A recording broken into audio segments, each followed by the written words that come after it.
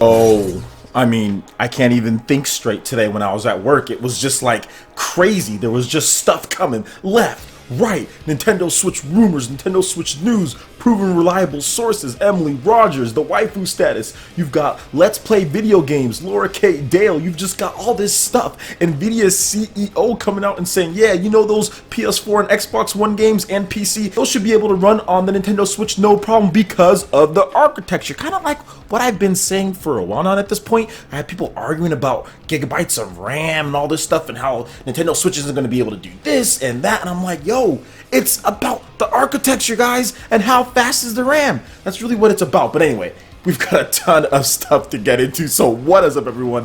This is OJ over here from PlayerEssence, and welcome to another PE news video. We've got so much stuff, so let's go ahead and just jump right in. So like I said, Nvidia's CEO Jen Huang has basically commented again on the Nintendo Switch as far as how he feels the Nintendo Switch will be able to handle PS4, Xbox One, and PC ports. So this is what he had to say, plain and simple, guys. The quality of games has grown significantly, and one of the factors of production value of games that has been possible is because the PC and the two game consoles, Xbox and PlayStation, and in the near future, the Nintendo Switch. All of these architectures are common in the sense that they all use modern GPUs, they all use programmable shading, and they all have basically similar features. Huang did say that there will be differences between the chips of Switch, PCs, and other consoles, but while the processors may vary in design/capabilities, they all feature a common architectural language. As a result of that, game developers can target a much larger installed base with one common code base, and as a result, they can increase the production quality, production value of the games, Huang noted. So this is basically what I've been saying over and over again, guys. The difference between Wii U, PS4, Xbox One, and even Wii U, PS3, Xbox 360 is that the architecture was just too different for many developers. Now, you're still going to get developers that don't want to make games on the Nintendo Switch for whatever the case is. Like, there'll just be some developers that just don't want to work with it, I guess. But many developers are going to look into this because it is far easier to port their games from PS4, Xbox One, and PC to the Nintendo Switch. That is 100% fact. It's way easier than it was with the Wii U. It's just way easier. So this is what he's saying right there. This is the CEO of Nvidia. I mean, I understand this is his product, obviously, with the Nvidia chipset and all that, and he wants to hype it up, but I don't think he's lying in this case. And many people have already came out pretty much and alluded to that when it comes to developers. I mean, we're seeing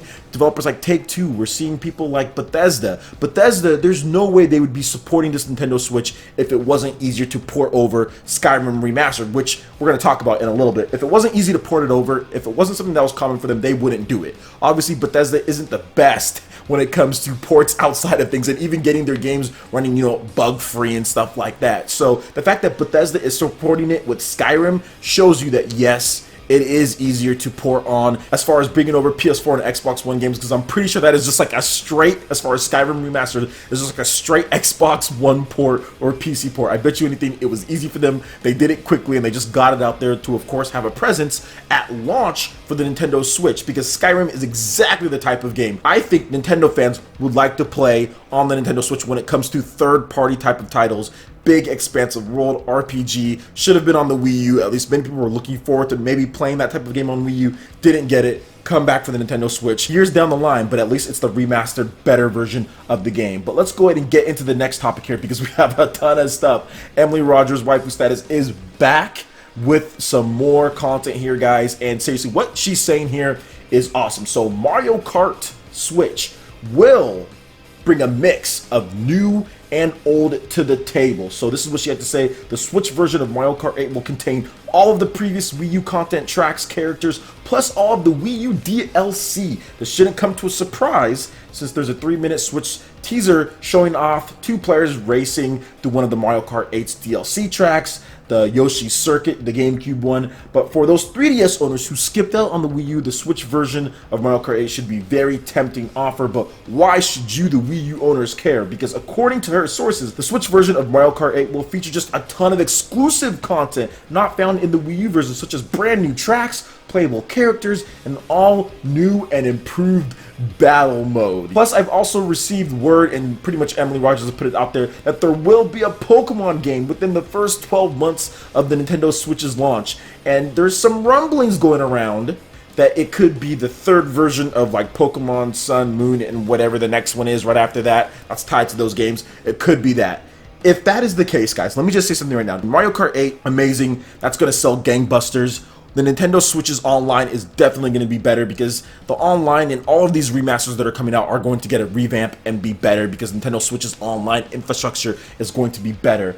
But I think the biggest thing, Pokemon game for the Nintendo Switch being portable and at home. Let's say it has the level graphics of like near the PS3 or something like that, or Xbox 360. That's fine, and it has the art style of Pokemon Sun and Moon. That is going to look beautiful on your TV, absolutely beautiful on that Switch screen, beautiful on your TV, and that is going to drive system sales like crazy. A Pokemon game on the Nintendo Switch within the first 12 months, that is gangbusters. That is going to sell so much in Japan. It's going to sell so much worldwide, and it's really going to push Switch. Honestly, in that first 12 months, I would not be surprised to see the Switch pass up Wii U in sales. And look, that might be a bold prediction, which I've talked about before, but Pokemon, Mario Kart, brand new Mario game, not 3D World, not an evolution of a Nintendo 3DS game, but a brand new Mario game, in addition to stuff like Skyrim remastered, possibly stuff like FIFA and other major third-party games, in addition to what Nintendo's bringing to the table. From what we've heard, I mean, there's no comparison here. The Nintendo Switch is going to do very well, and if it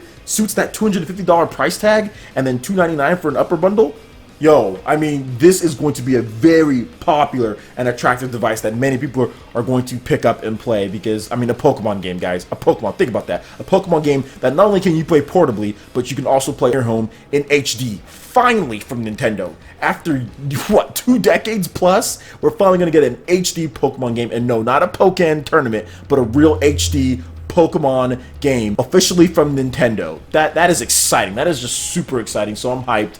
Oh man, I'm so hyped for that. But moving on to the last bit, and this is a big one. So Let's Play Video Games Lower Kate Dill has released a plethora, yes, a plethora, with a lisp in there, of news when it comes to Nintendo Switch. And yo, shout outs to Mario, Skyrim at launch, and Splatoon pack-in? Oh man, yo, let's get into this here. So, quotations. In Switch specific news, we have been told that the Mario game shown in the Switch reveal trailer is planned as Switch release day title in all territories. One source has told us a potential name, but we are currently unable to find any web domains or trademarks registrations to back up the name suggestion, so we're choosing not to talk about it at this time. The title will apparently feature a 3D open world hub from which different worlds can be selected with multiple objectives to complete in each, much like Mario 64, Mario Galaxy. This may seem obvious, but we share this information to specify that this will not be a Super Mario 3D World style game where the action is in 3D, but the stages are like a linear path designed to completely be a single, like played through a single time. The multiplayer teased in the trailer will be co-op version of the main game. Both players will be able to work together towards objectives with a form of tether to keep players from going too far from each other. Player 2's gameplay will not hold player 1 back from progress,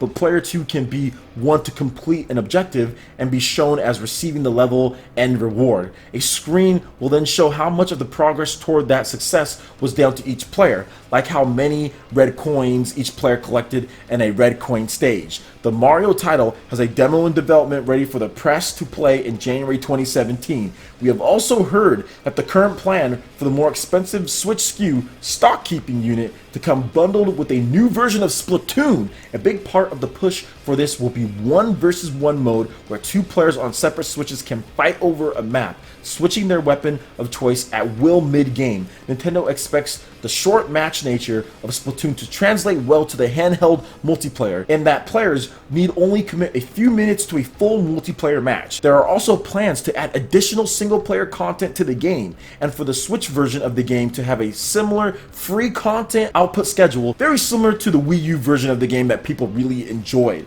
Also, the Skyrim port, Bethesda refused to confirm, is real and totally happening. We've heard it's planned to be a launch day release for the system to mirror the recent remastered versions of the game and to allow mods at some time post-launch. Mod support for Skyrim will not be there from day one, but much like the PS4 will be limited to mods made using existing in-game assets. So wow. Tons of news to go over, so let's just go ahead and start from the top here. So really cool Mario. They're going back to their roots, guys. They're going back to what made Galaxy and 64 so beloved by many people, and still some of the highest selling Mario games of all time with Super Mario Galaxy and Super Mario 64. So I really love the fact that they're doing that. Now the co-op is interesting because is this co-op going to be online? And that's the thing that I kind of fear, because Nintendo received a lot of backlash not having online in New Super Mario Bros. And pretty much all of their games. So I'm really hoping that they just decide, please put some online play. I know platformers necessarily aren't the best to play online, but just have it there for those people who want to enjoy it. Super Mario 3D World got so much flack for not having online, so I would really hope that Nintendo learned their lesson there. For me personally, platformers and online don't necessarily go well. I didn't even like Little Big Planet like that much online. I liked it local a lot more, but I understand why Little Big Planet and other platformers still need to have that option for people to play online if you can't play locally with a friend. So I'm crossing my finger and I hope they do online if the co-op does turn out to be true. But overall, I'm just going to be happy romping through the game, single player, huge open world levels like Mario 64, Mario Galaxy. Well, Mario Galaxy there was like open world areas, but it was still kind of like go at your pace and blast off from one planet to planet. To me, Mario Galaxy had a great pacing that I liked a little bit more than, like, let's say Mario Sunshine or Mario 64. So I hope that there's still some levels where they do like Mario Galaxy 1 and Mario Galaxy 2 where you're kind of blasting off and there's kind of an area to where you can explore. And there's even some levels that are completely where you just kind of drop in and explore. So I'm hoping they do kind of a good mix of all of those games, and I think that's going to be a fantastic Mario game. Oh man, that's going to be so good. Next, I want to talk about some of this multiplayer with Splatoon and the whole upgraded pack-in. That is a great pack-in, guys. And we've heard rumblings, not rumblings, but Nintendo is going to be sponsoring official Splatoon tournaments. We saw in the reveal trailer how you saw the Splatoon people playing and all that. So this is really good, guys. And I think Splatoon as a pack-in, I mean, Nintendo has a multitude of options that they can do for a pack-in. I mean, you can do Splatoon, you can do Mario Kart, you can do lots of games. But I think Splatoon is probably the best choice because it's a multiplayer game. Right out of the box, you can pretty much sit there and play. No fuss or worries. It's already hugely popular.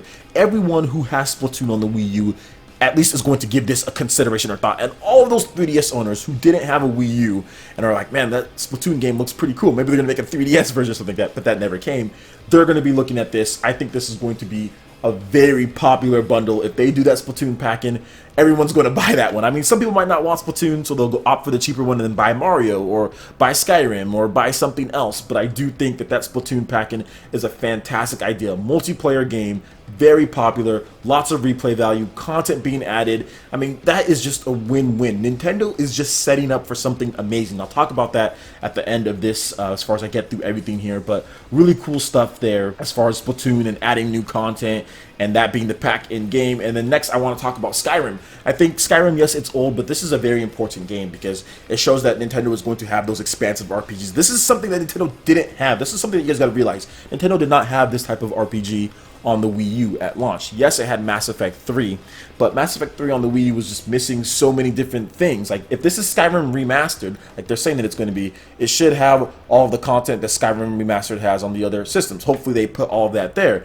but they're even talking about mod support, so that's going to be really cool. And I think just naturally Skyrim is a little bit more of a better fit, and I would expect that game to at least sell 500,000, honestly. Like, based on what I think Switch is going to do, even though it's old, I do think people are going to double dip and triple dip and however many times dip this game. I know I bought it on 360 and I bought it on PC, so I am going to be buying Skyrim again because I think that it's a great game for the Nintendo Switch, and being able to play that portably is going to be pretty crazy. I've never done that before. Obviously the Nintendo Switch is something that's completely new, a home console that's portable, but it's going to be really cool. I think it's just going to be awesome to be able to play that game anywhere I go. I don't play portable much, but I think it's going to be cool to just play it like in my living room, hang out with my family, and not in my man cave. So that's really what I'm going to be using it for.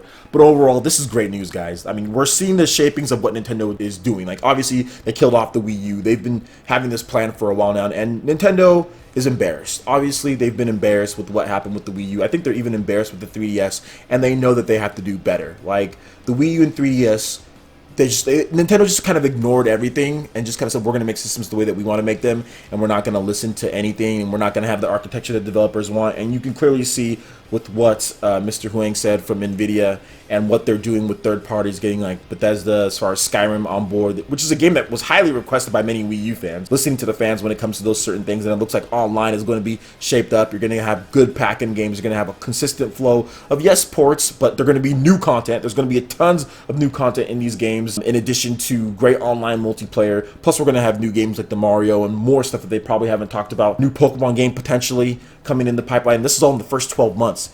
Guys, this is a completely new and improved Nintendo. Like I said before, I've said this many times in the past, getting destroyed, getting their butt kicked as far as the Wii U goes was the best thing that happened to them. Because if they didn't, I doubt that we would even see urgency in this type of content that's coming from Nintendo. So it was the best thing that could happen to them. Sometimes you need to be humbled. I mean, we've all been humbled before. I know I've been humbled when it comes to my career in real life. So it makes you think, and it makes you say, what can I do in order to be better? Packing Splatoon, Mario at launch, Skyrim, and other third-party games, getting stuff like potentially FIFA, EA games. I mean, that's what you need, and hopefully they're competent and good ports. But overall, I'm really excited. This is all rumors once again, so you can, of course, take it with a grain of salt if you want to. But like I said, Emily Rogers and Laura K. Dale have been right on with a lot of this stuff, and it gets me excited to see Nintendo Switch. That preview event, man, it's coming. It's coming January, so get ready for that, guys. It's going to be pretty awesome. Let me know your comments and what you guys think in the section below. Alright guys, that wraps it up for this video here. Go ahead and hit that like button if you did like it. Lets me know you guys want more content like this going forward in the future. And subscribe to PlayerEssence for more news, reviews, trailers, tips, and tricks, and everything in gaming. Thank you so much for watching, and we'll see you for the next video. Peace.